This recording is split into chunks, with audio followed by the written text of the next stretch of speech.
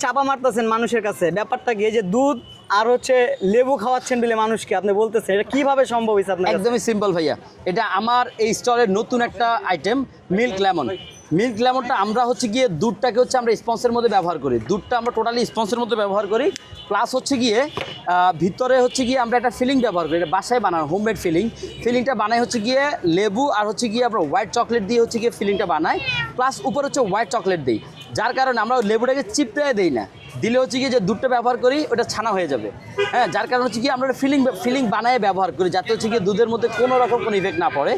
এই কারণে হচ্ছে গিয়ে কেকের 3টা জিনিসের টেস্ট একসাথে হওয়াতে কেকের কোয়ালিটি এবং টেস্ট আলহামদুলিল্লাহ অনেক অনেক অনেক বেটার। আপনি খাইছেন ভাই এটা? অনেকবার খাইছি আমি। খাইছেন? আমি আজকে সকালেও খাই আসছি। আচ্ছা, কেকের রিভিউ দেন, খাইতে খাইতে কেমন লাগে? অনেক ভালো। এই যে আমি এই যে দেখেন এখানে একটা পিস আছে, এই যে আমি এখান থেকে নিচ্ছি, বিসমিল্লাহ।